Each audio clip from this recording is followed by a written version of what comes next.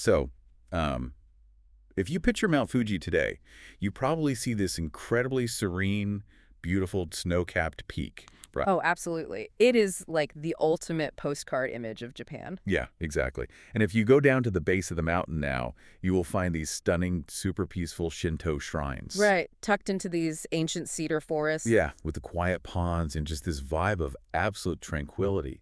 But, and this is the wild part, those shrines were not built because ancient people thought the landscape was pretty. No, not even close. They were built out of, like, sheer existential panic. Complete terror, yeah.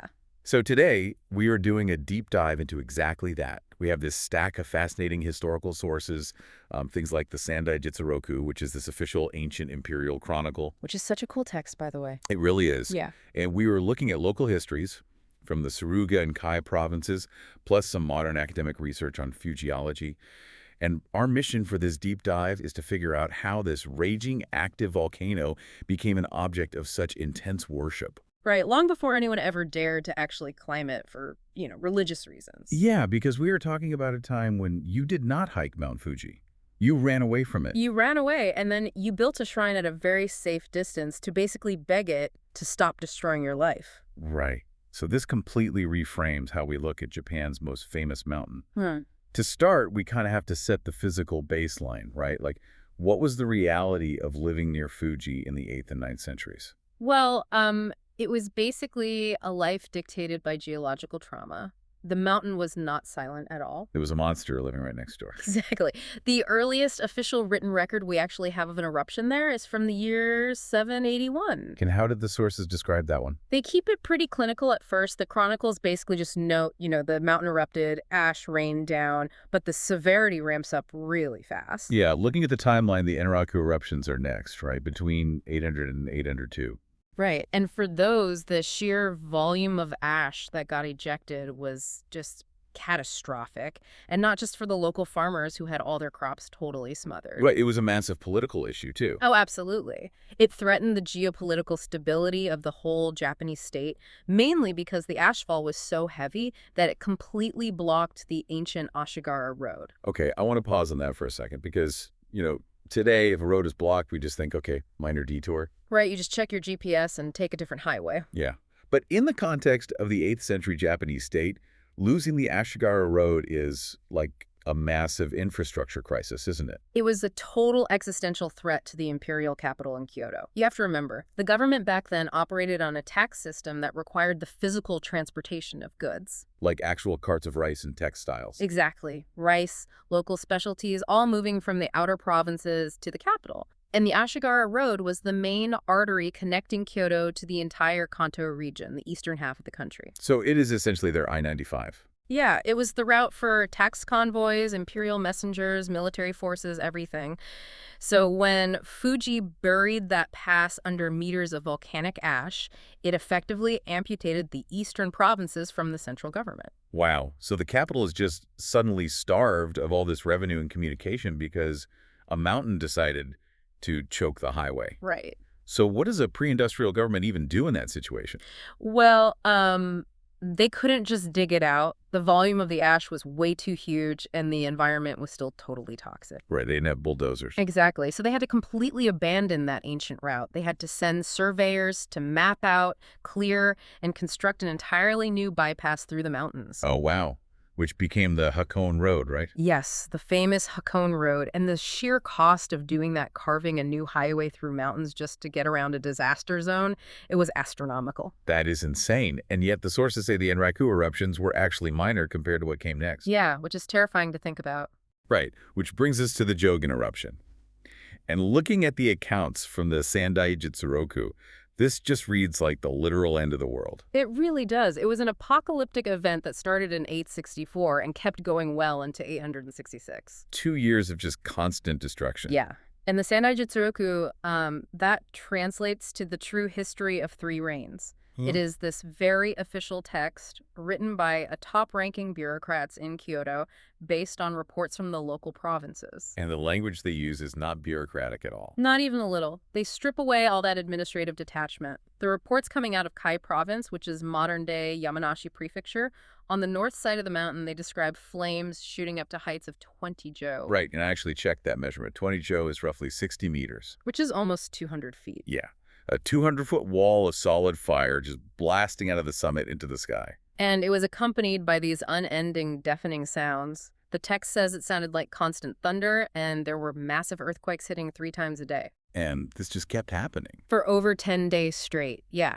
Without a single break, the physical structure of the mountain was literally fracturing, the peaks were collapsing, and this storm of sand and shattered rocks was just raining down everywhere. Blotting out the sun, right? Yeah, the sources say day became completely indistinguishable from night. The phrase that really jumped out at me from the primary source translation was just, people could not get close. It is such an understated way to describe total chaos, right? That is chilling. Mm-hmm. But the destruction was not just coming from the sky. They also detail these massive rivers of molten rock, completely reshaping the ground below. The lava flows from the Jogan eruption were totally unprecedented in Japanese history. The magma broke through the northwestern slopes and rushed straight down toward these huge ancient lakes at the base. Lake Motosu and Lake Sino, right? Yes, Lake Sino is what we now call Lake Shoji. Okay, so I am just trying to visualize this. You have millions of tons of superheated liquid rock violently crashing into this ancient cold water.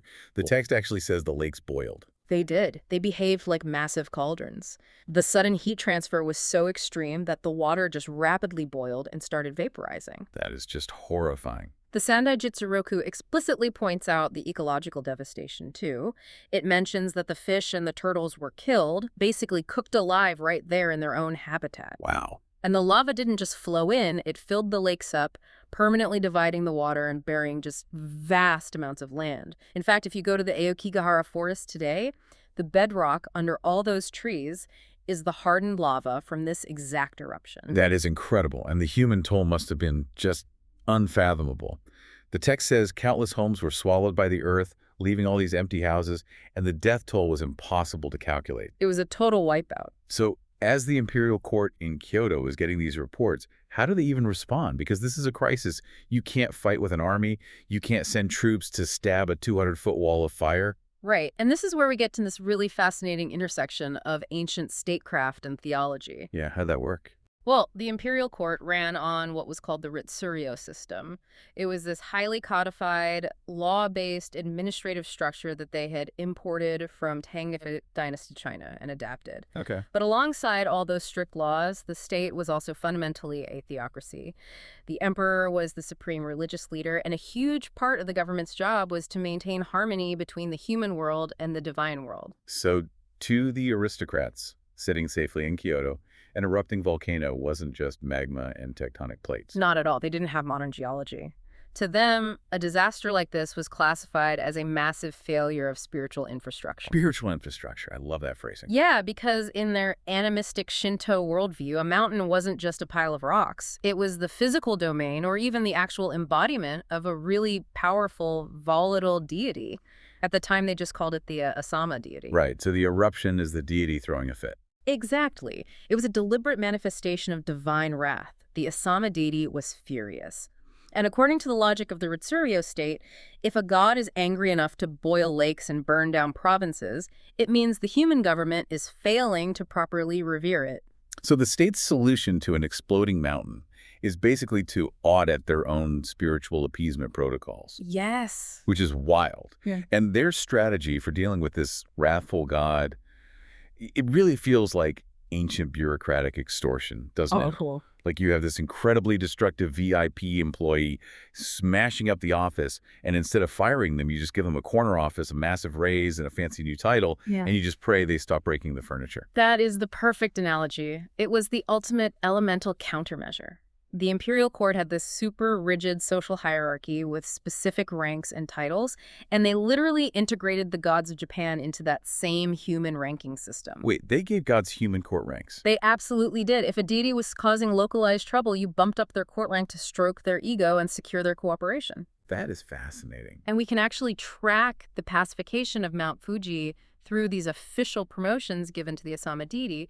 They correlate directly with the mountain acting up. Let's look at that timeline because it perfectly shows this exact strategy in action. So in the year 853, the records show the imperial court gave the Asama deity the junior third rank. And the third rank was a big deal. It was incredibly prestigious. In high-end society, that is the upper echelon of the aristocracy. It's a rank usually reserved for very senior government ministers. Okay, so they give the mountain a huge promotion, but the mountain kept rumbling anyway. Right. So in 859, which is just a few years before that massive Jogan eruption we just talked about, the court realizes, the junior third rank wasn't enough. They need to sweeten the deal. Exactly. So they issue another edict promoting the Asama deity to the senior third rank. So I have to ask, did the imperial court genuinely believe that writing an edict on a piece of paper and bumping a volcano up to senior third rank would physically cool down the magma? Or was this just, like, political theater for the peasants? It was almost certainly a really profound mix of both. We kind of have to avoid looking at this purely through a cynical, modern lens. Fair point. The aristocrats of the Heian period lived in a world completely saturated with the supernatural. They genuinely believed in the spiritual mechanics of the universe. To them, official words and decrees held actual spiritual gravity. Like a magic spell. Sort of, yeah.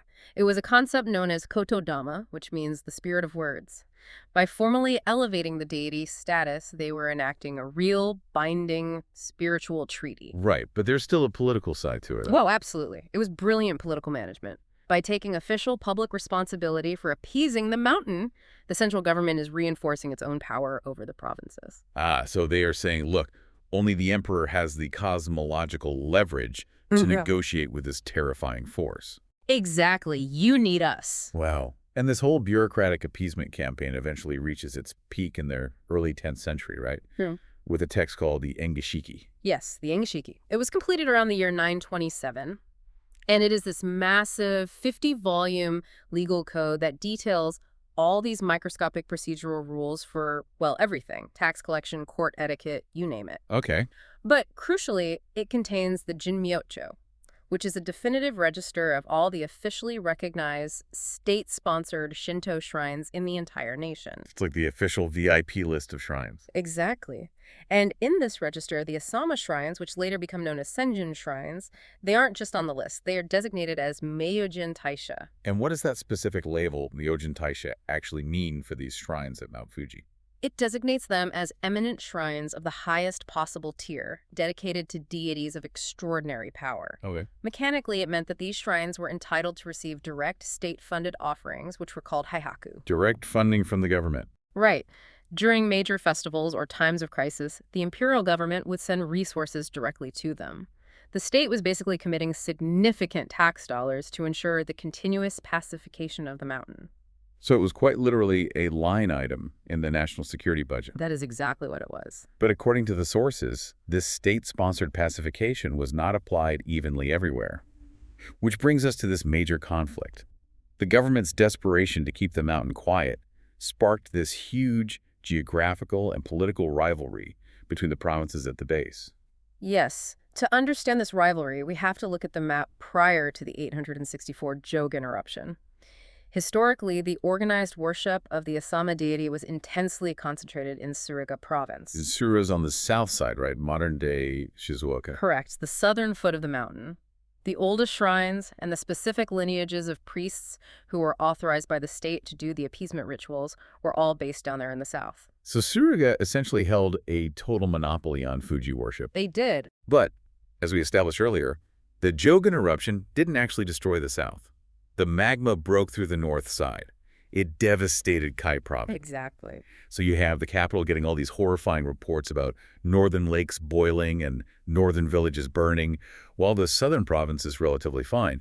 How does the government investigate that discrepancy? They use the highest form of spiritual investigation available to the state, kiboku, which is turtle shell divination. Okay, I want to break down the mechanics of kiboku, because when you say divination, I think a lot of people picture, someone gazing into a crystal ball. Right, right. But this was a highly formalized, state-sanctioned forensic procedure, wasn't it? Absolutely. It wasn't just some guy making guesses. The imperial court had a dedicated department of diviners called the Jingikan. Like a Department of Supernatural Investigations. Basically, yeah. And the process of kiboku was incredibly complex. They had to source very specific turtle shells, purify them through all these rituals, and then apply a specially prepared heat source. Usually they used a burning piece of cherry wood or hahajiki wood. And they hold the burning wood to the inside of the shell. Yes. And the heat causes the shell to crack. Then the diviners would meticulously study the pattern, the length, and the direction of those cracks on the surface. They read the fractures. Exactly. They believed those cracks were the physical language of the gods, giving them direct answers to the state's questions. So right in the middle of this apocalyptic eruption, in the summer of 864, the government diviners heat up a turtle shell, read the cracks, and deliver a verdict on why the mountain is destroying the north. What did the cracks actually say? According to the Sandai Jitsuroku, the divination revealed a clear administrative failure. The oracle stated that the Asama deity was enraged because the official priests down in Suruga province, they were called the Atama Myojin Negihafuri, were grossly neglecting their duties. Wait, they blamed the priests. Yes. The oracle said the southern priests were failing to perform the necessary rites of purification and prayer with enough sincerity and rigor. So the official state verdict is basically that the southern priests slacked off. Because they dropped the ball, the mountain vented its wrath on the innocent people up north in Kai. That was the official finding. That just feels like massive political scapegoating, doesn't Oh, it? absolutely. Whether it was a genuine theological interpretation by the diviners or just a really convenient political excuse to explain a natural disaster, the consequences were immediate. What happened? Well, because Suruga was deemed to have failed in its duty to contain the mountain, the imperial court decided they couldn't trust the safety of the entire country to just one geographical location. They needed a backup plan. Redundancy in the spiritual defense grid. Exactly. So in late 865, the court issued a direct mandate. They ordered Kai province, the northern province, to establish their own Asama shrines, appoint their own priests, and start conducting their own pacification rituals entirely independent of Suruga. Wow. So they ordered shrines built in the north. Right. First in the Yatsushiro district, and then shortly after in the Yamanashi district. The central government basically forced a traumatized northern province to build a massive religious infrastructure from scratch just to ensure their own survival. They weaponized the fear of the volcano to create a regional rivalry. Yes, it was a mandated expansion of the faith. And this political decree is the exact moment when the worship of Mount Fuji transitions from this localized southern cult into a vast regional religion that circles the entire mountain. That is just wild to think about. It really is. If you visit Yamanashi Prefecture today and see these ancient, deeply revered sites, like the Kawaguchi Asama Shrine or the Ichinomiya Asama Shrine, you are looking at the direct architectural legacy of that 9th century bureaucratic mandate. It's incredible to trace the origins of these quiet shrines back to terrified finger-pointing over a boiling lake. Now, while the bureaucrats down in Kyoto were managing the crisis with paperwork, and the priests at the base were scrambling to build new shrines, I want to pivot to what was happening conceptually up at the summit. Okay, yeah. Because, as we established, physical access to the crater was utterly impossible. The peak was just a realm of lethal heat and toxic gas. No one was surviving up there. Right. Yet, human beings cannot leave a mystery blank. If they can't physically go somewhere, they will send their imaginations instead. And because the summit was this void of empirical knowledge, it became a really rich canvas for myth-making. The physical reality down at the base was total devastation, but the conceptual reality of the peak was being built through literature. And our sources highlight a really vital text for this from the Yeah. late 9th century, right? The Fuji Zanki, or the records of Mount Fuji. Yes. This was written by Miyako no Yoshika. Yeah. And we should probably establish his credentials, because he isn't just some terrified local farmer scratching notes in the ash. He was a heavyweight intellectual. Very much so. Miyako no Yoshika was a highly prominent scholar, a master of Chinese poetry, and this really influential aristocrat operating at the highest levels of the imperial court. So he brings a very refined perspective. Right. The Fujisanki is widely recognized by academics as the earliest detailed literary description of Mount Fuji. He is looking at the mountain through this highly cultured lens of the capital. And he writes about the scary stuff, right? He does. He writes extensively about the physical terrors, the unending smoke, the subterranean fires, just the sheer impassable scale of it. But then he records something entirely different, something based on the visionary folklore that was circulating at the time. This is the moment in the text that feels like such a jarring psychological pivot to me. He describes all this nightmare destruction, but then he says that people looking up at the peak witnessed a profound, almost hallucinatory vision. It's a complete shift in tone. He writes that floating above the crater, right amid the toxic smoke, observers saw two beautiful divine women dressed in pure white robes, dancing and playing together in the sky. It is an astonishingly vivid, serene image just embedded right in the middle of this account of geological violence. White-robed divine women, two of them, dancing and playing, floating above the peak. I really want to dig into the psychology of that, Yeah. because it highlights this massive cognitive dissonance. You are standing at the base of a mountain that is actively trying to kill you. Right, boiling your lakes. Exactly. So when you look up at the source of that destruction, why does the human mind conjure an image of serene dancing maidens? Well, it's a really profound demonstration of the human need to anthropomorphize terror. Think about it. If the mountain is perceived simply as a mindless, chaotic mechanism of destruction, you have no hope. Because you can't negotiate with a rock. Exactly. You cannot reason with the machine.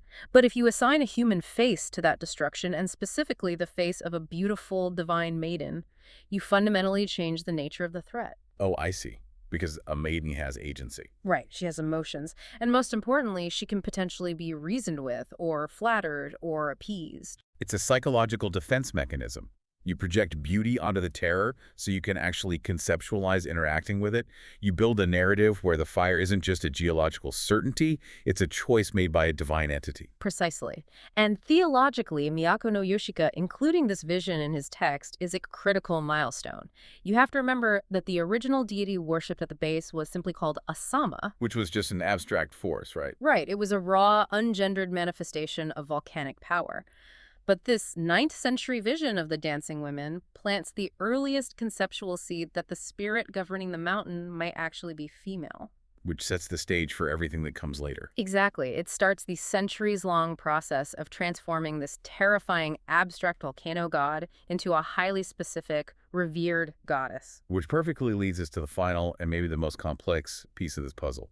Because if you visit a Sengen shrine today, you are not praying to an abstract force called Asama, and you aren't praying to anonymous dancing maidens. No, you are praying to a very specific, very famous deity, Kono Hanasakue Hime. Right, but our sources are emphatic on this point. She was not always the goddess of Mount Fuji. And this is probably one of the most pervasive misconceptions about the mountain today. There's this modern assumption that Kono Hanasakue Hime has just inherently been the spirit of Fuji since the dawn of Japanese time. Like it was always her. Right. But the academic consensus and the historical record show that the original Asama deity and the classical goddess Konohana Sakuyahime were entirely distinct entities. From completely separate traditions. Completely separate. Their merger was this slow, deliberate theological engineering project that literally took centuries to finish. Okay, so how do we get from the ancient angry Asama deity to the modern Konohana Sakuyahime? Because it clearly wasn't a straight line. No, it was very messy. During the medieval period, around the 14th and 15th centuries, the identity of the mountain goes through this intense period of syncretism. Especially when Buddhism gets involved, right? Yes. To understand the medieval era, you have to look at the doctrine of Honji Sujaku. This was a prevailing theological framework that tried to reconcile native Japanese Shinto beliefs with imported Buddhist cosmology. How did that work? The core idea of Honji Sujaku was that the local native kami, the Japanese gods, were not separate beings from the Buddhas. Instead, they were viewed as localized, temporary manifestations, or avatars, of universal Buddhist deities. Okay, so they needed to map the angry volcano god onto a Buddhist counterpart. Exactly. And under this framework, medieval thinkers identified the terrifying Asama deity as the avatar of Danichi Nyorai. Dunichi Nyorai, that is the supreme cosmic Buddha of esoteric Buddhism, right? Yes, the absolute top of the hierarchy. Why pair a localized volcano with the central figure of the entire Buddhist cosmos? primarily because of the scale of the power involved. The overwhelming destructive energy of Mount Fuji could only be logically equated with the absolute all-encompassing power of the Supreme Buddha. Okay, that makes sense. But the syncretism didn't stop at high-minded Buddhist theology, did it? No, not at all. The identity of the mountain also got heavily influenced by popular local folklore, and the biggest influence was the tale of Kaguya Hime. Kaguya Hime, the moon princess, from the tale of the bamboo cutter. Yes. Okay, for anyone unfamiliar, she's a baby found shining inside a stalk of bamboo who grows up, rejects the emperor's proposals, and eventually returns to the moon. How does a fairy tale character get entangled with an active volcano? Well, it's all in the ending of the original tale. The emperor is totally heartbroken by her departure. She left him an elixir of immortality, but he doesn't want to live forever without her. Right. So he orders his men to take the elixir to the peak of the mountain closest to heaven, which is Mount Fuji, and burn it. Ah, so that's the connection. Right. And this literary connection birthed a vibrant medieval folklore tradition that claimed Kaguya Hime didn't actually return to the moon, but instead ascended Mount Fuji and became the living incarnation of the mountain's spirit. So for hundreds of years, the spiritual identity of Fuji is just this fluid, overlapping amalgamation of the primal Asama, the cosmic Danichi Nyorai, and the mystical moon princess. It was a total theological free-for-all. So who finally steps in, cleans up this medieval blend, and officially installs Konohana Sakuya Hime as the undisputed ruler of the mountain. The standardization occurs much later, primarily during the early Edo period, around the 17th century. Okay, so way down the timeline. Yes. This era saw a huge rise in Neo-Confucian scholarship. State ideologues, like this highly influential scholar named Hayashi Razan, wanted to organize and rationalize the Japanese pantheon. They wanted a clean house. Exactly. They wanted to strip away all that messy Buddhist and folkloric syncretism and root the nation's spiritual identity firmly in classical Orthodox texts, specifically the Kojiki and the Nihon Shoki, which are the oldest mythological chronicles of Japan, compiled back in the 8th century. So these Edo scholars are combing through the ancient texts, looking for a classical Shinto deity to officially assign to the country's biggest mountain. But out of the hundreds of gods in the Kojiki, why do they point to Konohana Sakuya Hime? To understand their logic, we really have to look at her specific mythological resume. Let's explore her story from the Kojiki. It is honestly one of the most poignant narratives in the whole text. Konohana Sakuya Hime is the daughter of Oyamatsumi, who is the great sovereign deity of all mountains. And what does her name actually mean? It translates roughly to the princess who makes the blossoms of the trees bloom. So right away, she signifies profound beauty, but also this association with fleeting, fragile life, like a blossom. Right. Her narrative really kicks off when Ninigi no Mikoto, who is the grandson of the sun goddess Amaterasu, descends from the heavens to rule the earthly realm. Okay. He encounters Konohana Sakuya Hime at a place called Kasasa. He is instantly captivated by her beauty, and he immediately petitions her father for her hand in marriage. But her father, Oyamatsumi, attempts this deeply consequential deception, doesn't he? Yeah. He does. The father is honored by the proposal from the heavenly grandson, but he decides to send not just the beautiful blossom princess, but also her older sister, Iwanage Hime, the Rao princess. And what is the catch with the older sister? The critical detail here is that Iwanage Hime is described in the texts as exceedingly ugly. So when Ninigi sees the older sister, he is repulsed. He rejects the rock princess, sends her back to their father, and chooses to marry only the beautiful Konohana Sakuya Hime. And this rejection of the ugly sister triggers a curse that fundamentally alters the nature of humanity, right? Yes, it is the mythological origin of human mortality in Japan. Oyamatsumi is furious at the insult to his eldest daughter. He reveals that he sent the two sisters together for a specific cosmic reason. Which was? He declares that if Ninigi had accepted the rock princess, the lives of the heavenly descendants, and by extension, all human emperors would have been enduring, eternal, and immovable, like the rocks. But he rejected her. Right, so because Ninigi chose only the Blossom Princess, human life would forever be brief, fragile, and fleeting, falling away as quickly as cherry blossoms. It is such a beautiful, tragic explanation for why we have to die. It really is. But I am still trying to connect this to Mount Fuji. We have a princess associated with cherry blossoms and the fragility of human life. None of this screams active stratovolcano. Huh. Where does the fire come into her story? The fire arrives immediately after their union. Shortly after their marriage, Konohana Sakuyahime announces that she has become pregnant in a single night. In one night. Yes. And Ninigi, demonstrating a really profound lack of faith, is highly suspicious of this miraculous speed. He doesn't buy it. No, he publicly accuses her of infidelity. He suggests that the child she carries must belong to some lowly, earthly kami, and not to him, the divine grandson of heaven. So he completely insults her honor. And she responds with an absolutely terrifying display of divine proof. She does. She refuses to let the accusation stand. To unequivocally prove her purity and the divine lineage of her unborn children, she takes this incredibly drastic measure. What does she do? She constructs a massive windowless maternity ward. The text describes it as an 8-fathom hall. She goes inside, seals the door shut from the inside with clay, and as she goes into labor, she deliberately sets the entire structure on fire. She turns her own delivery room into a blazing inferno. Yes, she does. And from within the flames, she declares a sacred oath. She says, "If the children I bear are the offspring of earthly deities, let this fire consume them. But if they are the true descendants of the heavenly grandson, the fire will not harm them." And what happens? Amidst this raging, sealed inferno, she safely gives birth to 3 healthy sons.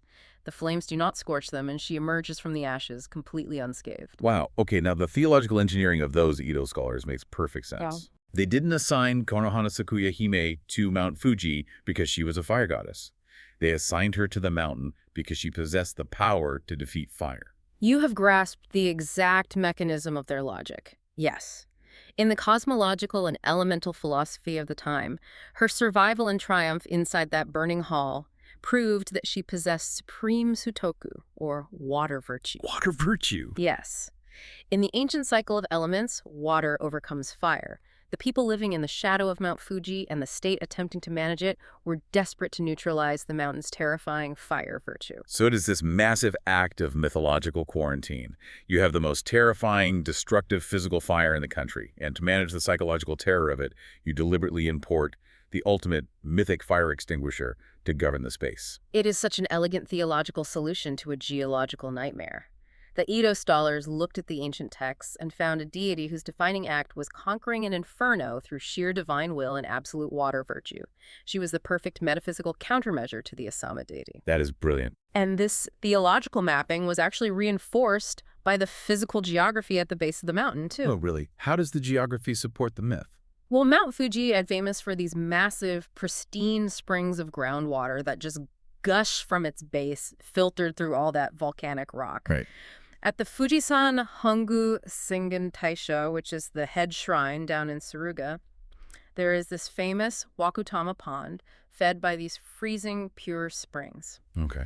Once Konohana Sakuyahime was installed as the official deity, these massive outflows of water were reinterpreted by the priesthood. They were no longer just geological runoff. What did they become? They were viewed as the literal physical manifestation of the goddess's water virtue, actively flowing outward to cool the magma chamber within the mountain. They constructed a belief system perfectly designed to mentally and spiritually neutralize a monster. Exactly. And over the centuries, as the mountain eventually fell dormant, I think its last major eruption was in 1707 during the Hoi era, right? Yes, the Hoi eruption. Right. So as it fell dormant, this religion of desperate pacification slowly morphed. It transitioned into a religion of pilgrimage, where ascetics finally began to actually climb the peak. And eventually it turned into the massive tourism and hiking culture we see today. It completely transformed, yet if you know how to read the landscape, the architecture of that original primal fear is still entirely visible. Yeah, you can still see it. The deliberate placement of the shrines at the edge of the old lava flows, the intricate rituals of appeasement that the priests still perform, the very identity of the goddess chosen to hold back the flames.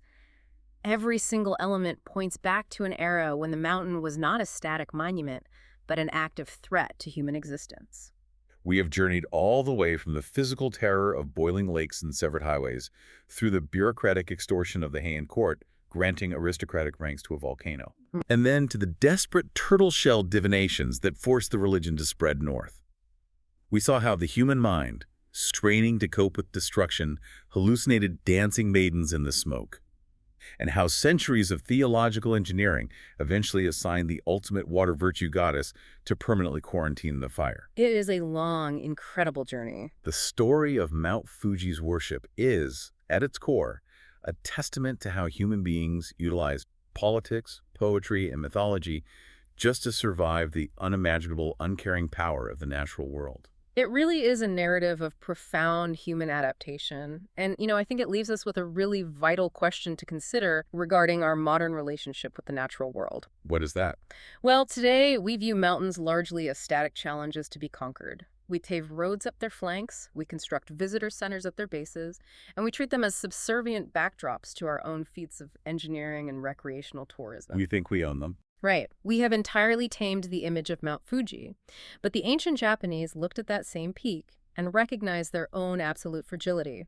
They understood that they existed entirely at the mercy of forces far greater and far older than themselves. So true. So if a geological entity like Fuji were to truly awaken today, stripping away the illusion of our technological control, would we still possess the humility of our ancestors to stand in awe?